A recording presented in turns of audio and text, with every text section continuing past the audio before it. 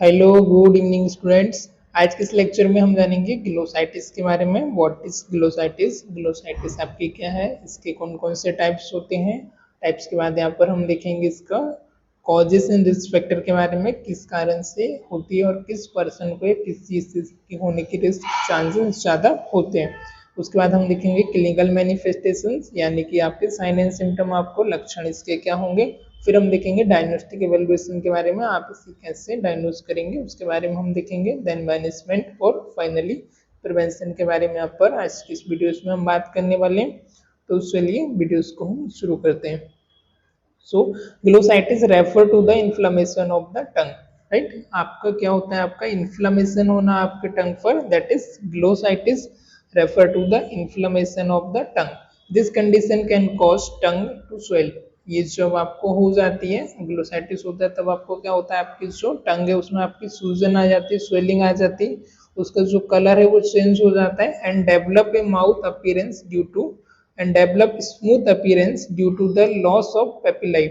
और उसका जो अपीयरेंस है कैसा होता है, आपका स्मूथ अपीयरेंस होता है। क्यों होता है? क्योंकि जो पेपिलाई होती है आपकी टेस्ट बर्ड होती है ना, सेंसेशन के लिए आपका जो अलग अलग टेस्ट होता है, जो आपकी पेपिलाई है उनका क्या हो जाता है, लॉस ऑफ पेपिलाई हो जाती है। इसकी वजह से यहाँ पर आपका क्या होता है, लॉस ऑफ पेपिलाई होने की वजह से जो अपीयरेंस है वो स्मूथ हो जाता है, राइट।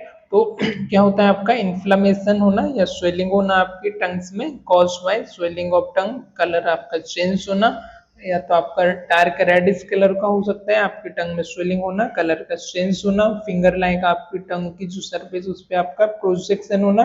क्यों हो जाती है? क्योंकि जो आपकी पेपिलाई है, पेपिलाई का जो लॉस हो जाना, इसकी वजह से जो अपीयरेंस है वहां पर क्या होता है, आपका अपीयरेंस जो है आपका स्मूथ अपीयरेंस हो जाता है, राइट। जैसा कि आप देख पा रहे होंगे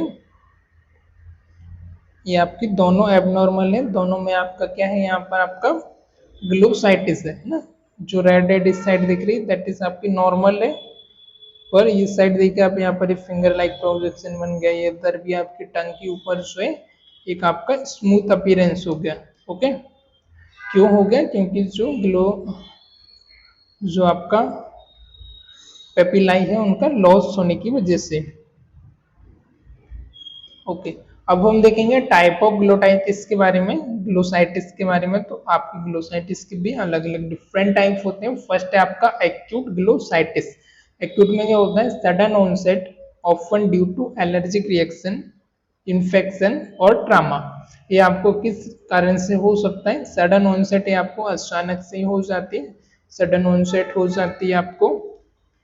just okay, sudden onset first one. तो ऑफन ड्यू टू किस रीजन से होती है? एलर्जिक रिएक्शन की वजह से आपको हो सकती है, इन्फेक्शन की वजह से हो सकता है, या आपको कोई ट्रामा हुआ हो उसकी वजह से भी आपको हो सकता है। ट्रामा मतलब आपकी इंजुरी हो गई हो टंग में, आपकी जीभ में, उसकी वजह से भी आपको हो सकता है। कोई आपको इन्फेक्शियस डिसीज हुई हो, कोई किसी आपका bacterial, viral, candid, fungal infection हो गया उसकी वजह से आपको हो सकता है, या फिर एलर्जी हुई हो स्पेशली कुछ फूड से, या कोई स्पाइसी या कोई ऐसी मेडिसिन या कुछ लिया हो जो आपकी बॉडी के लिए सूटेबल ना हो, तो उसकी वजह से आपको हो सकता है।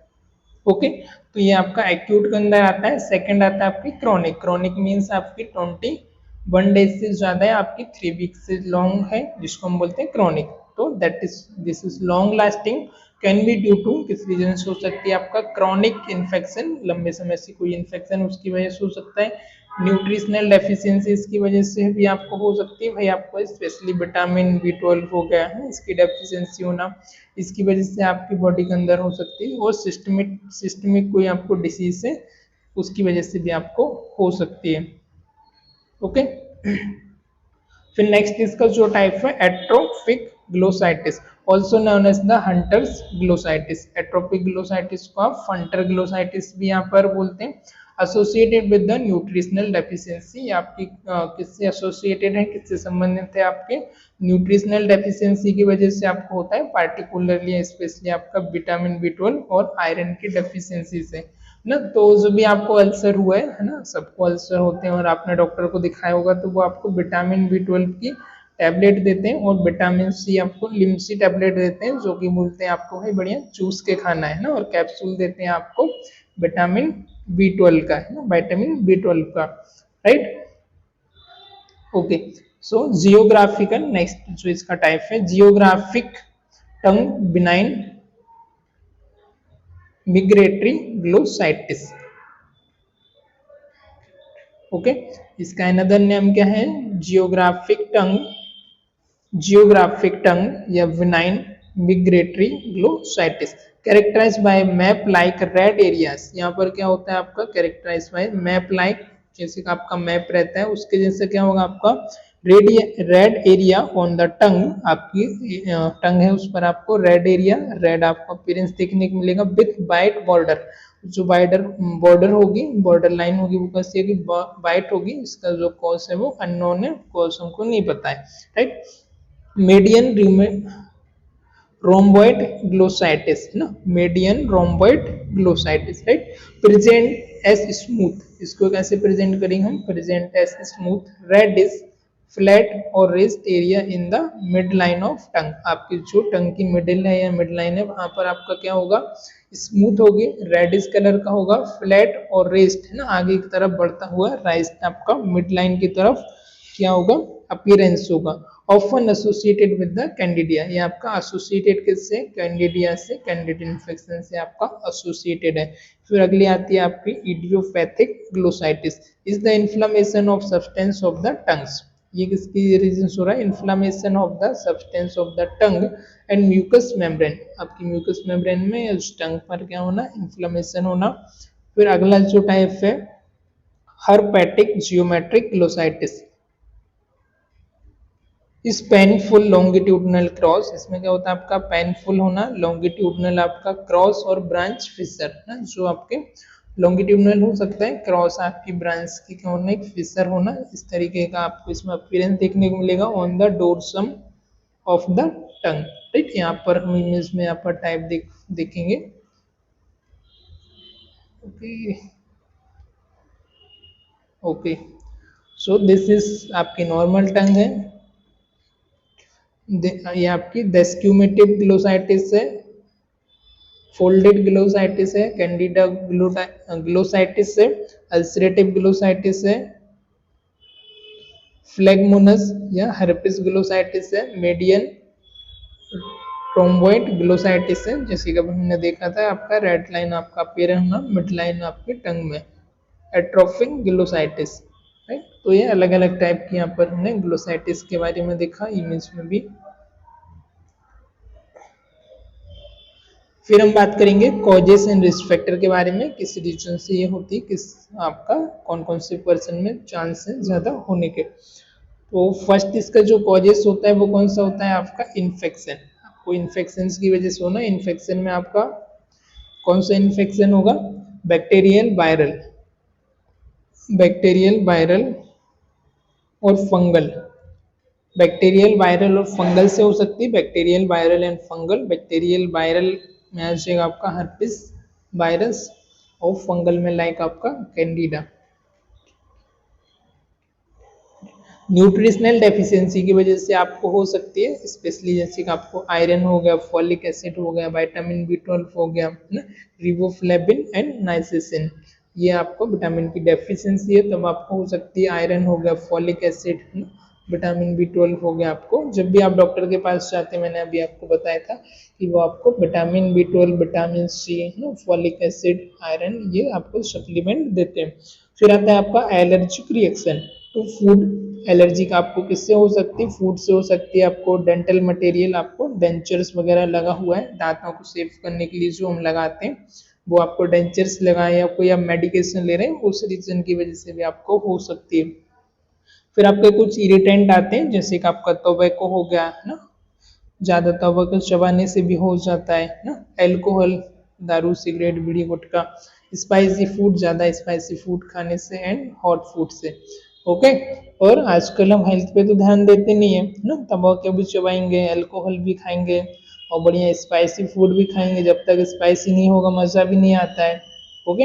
हॉट फूड एकदम गरम गरम भी चाहिए हमको ना, तो हेल्थ का ध्यान तो हम देते नहीं है वैसे भी ना, तो हेल्थ का ध्यान देना है हमको ताकि आपको इस तरीके की डिसीज ना हो, इनको आपको अवॉइड करना है ना, तंबाकू नहीं खाना है, अल्कोहल नहीं पीना है, ज़्यादा स्पाइसी फूड नहीं खाना है, ज़्यादा हॉट फूड भी आपको नहीं खाना है, ओके।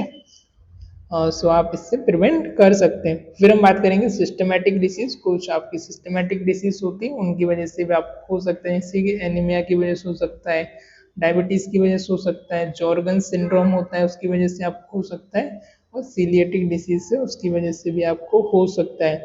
ये आपको नहीं पता होगा जॉर्गन सिंड्रोम, तो ये आपको सर्च करना है, ठीक है, क्योंकि मैंने पहले भी बता दिया हूँ इसके बारे में, इस बार आप मुझसे बताएंगे। Trauma from the dental appliance burn और इंजुरी। ट्रामा हो गया किसी भी रीजन से आपको हो सकता है ना, जो अपने डेंचर्स वगैरह डेंटल अप्लायंस उसकी वजह से हो सकता है, बर्न की वजह से हो सकता है, और कोई भी इंजुरी की वजह से इवन आपको हो सकता है।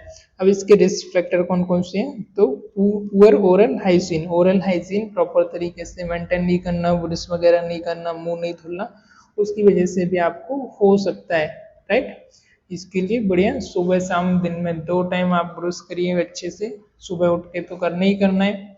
Use of tobacco and alcohol, तंबाकू खाना और एल्कोहल। टबैको और एल्कोहल तो भाई लगभग लगभग 80% डिसीज में आपके आते ही आता है ना, तो this is dangerous for health, ये आपके हेल्थ के लिए हानिकारक है। कोई खाता तो नहीं है, नहीं खाते होंगे ना, और खाते होंगे तो नहीं खाना है, न टबैको ना अल्कोहल पीना है। Dentures and dental appliance, dentures वगैरह लगे हुए हैं, कोई भी डेंटल अप्लायंस है उनकी वजह से भी आपको हो सकता है। इम्यूनो कॉम्प्रोमाइज स्टेट, आपकी जो स्टेट है, आपको इम्यून सिस्टम वीक है, रोग प्रतिरोधक क्षमता वीक है, उसकी वजह से भी आपको हो सकता है। सर्टेन मेडिकेशन, कुछ मेडिकेशन की वजह से भी हो सकता है। Stress and hormonal change, stress होने से, रात में नींद पूरी नहीं होने की वजह से, हार्मोनल में डिस्टरबेंस होने की वजह से भी आपको हो सकता है। फिर क्लिनिकल मैनिफेस्टेशन क्या क्या है इसके, स्वेलिंग ऑन द टंग, आपकी जो जीभ है उसके ऊपर आपको स्वेलिंग आ जाना, चेंज इन कलर, कलर में आपके चेंज होना, रेड और पेल आपका कलर हो सकता है, एनीमिया की वजह से है या दूसरे रीजन की वजह से है। तो smooth appearance with the loss of papillae, papillae का लॉस होने की वजह से जो अपीयरेंस होगा आपको कैसा होगा, स्मूथ आपको अपीयरेंस देखने को मिलेगा। पेन और टेंडरनेस, पेन और आपको टेंडरनेस होगा। डिफिकल्टी ईटिंग स्पीकिंग और सोलोइंग, आपको डिफिकल्टी होगी खाना चबाने में, स्विमिंग में, बोलने में, निगलने में आपको डिफिकल्टी होगी। ये इसके साइन सिम्टम्स हो गए। ड्राई माउथ, आपका जो मुंह है वो बार बार सूखेगा, माउथ आपका ड्राई होगा, आपको जलन होगी जब भी आप कुछ खाएंगे, बर्निंग सेंसेशन होगा। अगला sore and white patches on the tongue, जो आपकी टंग है वहां पर अल्सर हो जाएंगे, सोर हो जाएंगे, बाइट आपको पिचेस दाग धब्बे देखने को मिलेंगे, और आपको अल्सर भी होंगे। फिर डायग्नोस्टिक एवेल्युएशन में हम इसका क्या क्या कराएंगे, medical history and physical examination, ये तो आपको हर एक डिसीज के डायग्नोस्टिक में करनी है, medical examination and history collection, physical examination history collection, तो जिसमें इंक्लूडिंग डाइटरी हैबिट पर्सन से, जब भी आपके पास कोई ऐसा पेशेंट आता है तो आपको पूछना है आपकी डाइटरी हैबिट क्या है, भाई खाने में क्या खाते हो, कब खाते हो, कैसा खाने का रूटीन है, कैसी चीजें खाते हो, है ना। मेडिकेशन यूज, कोई मेडिकेशन तो नहीं लेते, क्योंकि हमने पहले देखा कि कुछ मेडिकेशन की वजह से भी आपका हो सकता है कॉजेस, तो कौन सी मेडिकेशन वगैरह ले रहे हैं वो आपको पूछना है। सिस्टमिक कोई सिम्टम्स तो नहीं है उनके बारे में आपको पूछना है। डाइट के बारे में मैंने आपको बता ही दिया है ना, स्पाइसी फूड खाते हैं, आपका पैटर्न क्या है, क्या डाइट फॉलो करते हैं, उसके बारे में भी आपको पूछना है। फिर कुछ आपके ब्लड टेस्ट हैं वो आपको कराना है, तो to check nutritional deficiency, infection और सिस्टमेटिक डिसीज। ब्लड टेस्ट आपको क्यों कराना है, न्यूट्रिशनल डेफिशिएंसी उसको चेक करने के लिए, इन्फेक्शन के लिए, और कोई सिस्टमेटिक डिसीज तो नहीं है उसके लिए। स्वैब कल्चर आप करा सकते हैं टू आइडेंटिफाई बैक्टीरियल, वायरल और फंगल, बैक्टीरियल है, वायरल है या फंगल है, उसको चेक करने के लिए आप यहाँ पर स्वैब टेस्ट भी करवा सकते हो। बायोप्सी आपको कराना है, biopsy in cases where a more serious condition like cancer need to rule out, cancer के कंडीशन में कैंसर को आपको रूल आउट करना है तो आप यहाँ पर बायोप्सी भी करवा सकते हैं।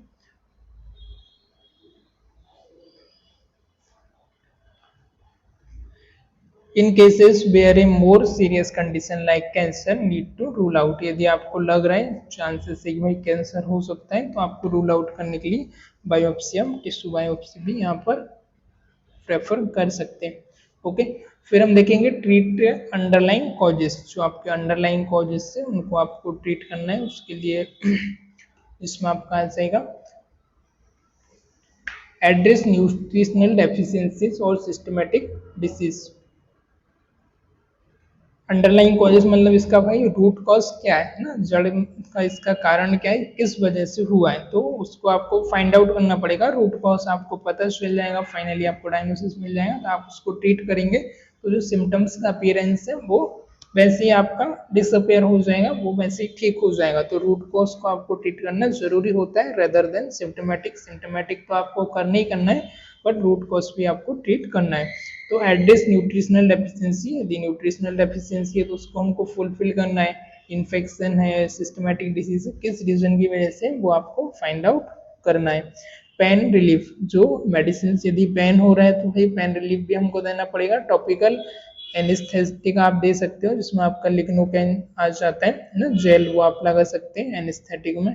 टॉपिकल मीन्स जो कि हम सुपरफिशियल स्किन पर यूज करते हैं, जो इसको हम जीआई ट्रैक से और इंजेक्टेबल से नहीं लेते हैं, ना ओरल ना इंजेक्टेबल। जैसे कि आपका ऑइंटमेंट हो गया, क्रीम हो गया ना, आपका लोशंस हो गया, ये सारी किस्में आ जाते हैं आपके टॉपिकल एनेस्थेटिक में। एनाल्जेसिक मीन्स आपकी पेन किलर मेडिकेशन। फिर आपका इम्प्रूव ओरल हाइजीन, जो आपका ओरल हाइजीन है, सुबह सुबह उठ के आप बढ़िया सा ब्रश करते हैं ना, ब्रूसिंग हो गया, फ्लोसिंग होगा, जो हम कराली करते हैं, कुल्ली करते हैं, और यूज ऑफ माउथ वाश है ना, हेक्सेडाइन वगैरह। यदि पेशेंट आपका हॉस्पिटलाइज है तो आप हेक्सेडाइन यूज कर सकते हैं, टूथपेस्ट आप यूज कर सकते हैं अच्छा सा, राइट। अच्छा वाला करना है जो कि बढ़िया सा हो, यूट्यूब या टीवी पे आपको ऐड देख के नहीं करना है ना, क्लोजअप वगैरह। तो क्लोजअप नहीं करना है, मैं यहाँ पर क्लोजअप का प्रमोशन नहीं कर रहा हूँ, राइट। तो केमिकल ना हो जिसमें, जो कि नेचुरल हो, ऐसा आपको यूज करना है, alright. Then avoiding irritant, avoidant irritant में आपका आ जाता है सच जैसे स्पाइसी फूड हो गया, टबैको हो गया, अल्कोहल हो गया। जिन भी चीज़ों से आपको इरिटेशन है, आपको पता है भाई स्पाइसी से इरिटेट होता है, तम्बाकू खाने से आपका मुंह छिल जाता है, आपको ना अल्सर्स हो जाते हैं, फिर भी वो खाना नहीं छोड़ते, अल्कोहल की वजह से हो सकता है। तो ये सारी चीज़ों को स्पेशली बंद करना है ना, तो नहीं खाएंगे तो ये अच्छा है, नहीं तो फिर हॉस्पिटलाइज हो, पैसा लगाओ और क्या। मेडिकेशंस में आ जाएगा आपका एंटीबायोटिक फॉर बैक्टीरियल इन्फेक्शन, यदि बैक्टीरियल इन्फेक्शन से तो आप एंटीबायोटिक ले सकते हैं, उसके बाद आपका खुद से नहीं लेना है। और एंटीबायोटिक आपका anti fungal agent for the fungal infection, यदि फंगल इन्फेक्शन है तो आप एंटी फंगल मेडिकेशन ले सकते हैं। कॉर्टिकोस्टेरॉइड फॉर सीवियर इन्फ्लेमेशन, यदि सीवियर इन्फ्लेमेशन है तो जो कॉर्टिकोस्टेरॉइड है आप वो ले सकते हैं। कॉर्टिकोस्टेरॉइड में आ जाता है आपका जैसे प्रेडनिसोलोन, मिथाइल प्रेडनिसोलोन, डेक्सा हो गया ना, हाइड्रोकॉर्टिसोन, ये सारी चीज़ें किसमें आती है आपके कॉर्टिकोस्टेरॉइड में।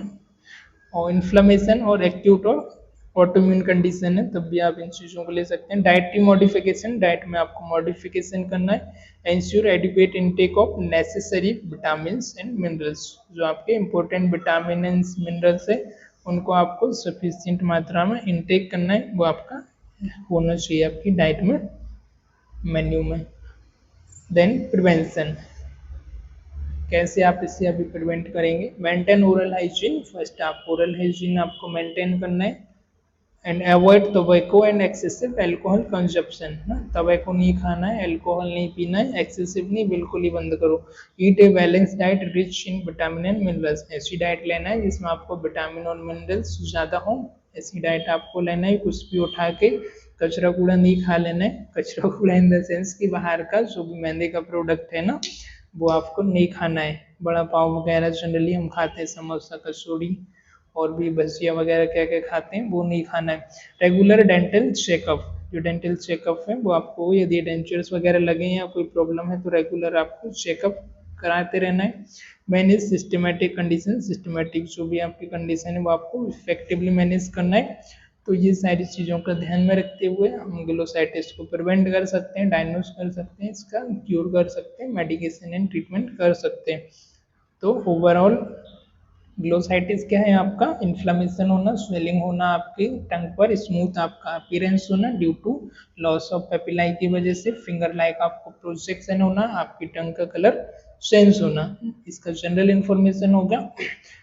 कॉजेस ने जिस फैक्टर में आपका हो आता है, कॉजेस क्या क्या हो सकते हैं, सम इरिटेंट हो गया, मेडिकेशंस हो गया ना, स्पाइसी फूड्स वगैरह हो गया, एलर्जिक रिएक्शंस हो गया, इन्फेक्शन जैसे बैक्टीरियल वायरल हो गया इसकी वजह से हो सकता है, सिम्टोमेटिक डिसीज की वजह से हो सकता है, टोबैको, स्पाइसी फूड, ट्रामा वगैरह और डेंचर्स या बर्न इंजुरी की वजह से आपको हो सकता है। रिस्क फैक्टर जैसे पुअर हाइजीन, ओरल हाइजीन हो गया, टोबैको हो गया, डेंचर्स हो गया, immunosuppressant patient, certain medication, stress, hormonal changes, clinical manifestation. Sign symptoms में आपका स्वेलिंग होना, पेन होना, रेड कलर आपका चेंज होना, स्मूथ अपीयरेंस होना, पेन एंड टेंडरनेस होना, डिफिकल्टी आपका स्विमिंग, ईटिंग, है ना, और सोलोइंग में डिफिकल्टी होना, बर्निंग सेंसेशन होना, ड्राई माउथ होना, that is sign and symptom. Diagnostic evaluation में medical historical action, physical examination, blood test, swab culture, biopsy. In case यदि सीरियस कंडीशन या कैंसर का आपको चांस लग रहा है तब सस्पिशियस है तो ट्रीटिंग अंडरलाइंग कॉजेस मैनेजमेंट में रहेगा pain relief, improve oral hygiene और अवॉइड इरिटेंट। और एक मेडिकेशन में एंटीबायोटिक फॉर बैक्टीरियल, फंगल के लिए fungal infection, anti fungal, corticosteroid for inflammation and pain, autoimmune condition में dietary modification, adequate and necessary vitamin and minerals diet, maintain good oral hygiene prevention में आ जाएगा। Maintain good oral hygiene, avoid tobacco, eat balance diet आपको regular checkup. Alright, so आज के lecture में फिलहाल इतने ही, मिलते हैं किसी और लेक्चर में, तब तक के लिए till the time good bye, take care.